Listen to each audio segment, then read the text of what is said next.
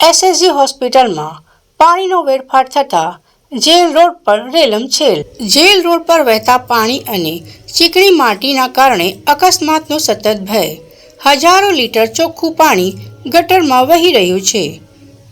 SSG હોસ્પિટલમાં ચાલી રહેલા કન્સ્ટ્રક્શન કામ દરમિયાન પાણીનો વેડફાટ થઈ રહ્યો છે. હોસ્પિટલના સત્તાવાળાઓ વેડફાટ મામલે ઉદાસીન ભૂમિકામાં. જો પાણીનો વેડફાટ બંધ નહીં થાય તો જેલ રોડ પર મોટા અકસ્માતનો ભય સર્જાઈ રહ્યો છે. આ વડોદરા શહેરમાં 2 ટાઈમ પીવાનું પૂરતું પાણી નથી મળતું, પણ આજે હજારો ટેન્કર જતા રહે, હજારો ટેન્કર પાણી ગટરમાં વહી રહ્યું છે. એ ખૂબ શરમની વાત કહેવાય. આ એસએસજીનું તંત્ર ઘોર નિંદ્રામાં છે. અવારનવાર આ લોકો ચર્ચામાં આવતા જ હોય છે અને અનેક ભૂલો કરતા જ રહેતા હોય છે, પણ એમનું પેટનું પાણી હલતું નથી.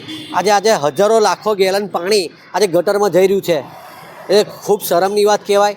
અને આ જે કોન્ટ્રાક્ટર છે એ કોન્ટ્રાક્ટરની ભૂલના કારણે બી આ કદાચ થયું હોય તો કોન્ટ્રાક્ટર વિરુદ્ધ બી આ એસએસસીના અધિકારીઓ દ્વારા કોન્ટ્રાક્ટર વિરુદ્ધ કાયદેસરની કાર્યવાહી કરવી જોઈએ અને તાત્કાલિક ધોરણે આ પાણી જેથી લીકેજ થતું હોય એ બંધ કરવું જોઈએ. આ પાણી લીકેજના કારણે જોડે ચીકાશવાળું પાણી, માટી અને ચીકાશવાળું પાણી આવે છે. આજે સવારે જ અહીંયા 5 થી 6 જણા ગંભીર રીતના પડ્યા છે, છોલાઈ ગયા છે અને કોઈ જાનહાનિ થઈ નથી. આ પાણી એટલું ચીકાશવાળું છે કે જો આગળ ટાયર જાય છે અને સ્લીપ ખાઈને ગાડી પડી જાય છે. 4 થી 5 લેડીઝોને વાગેલું છે.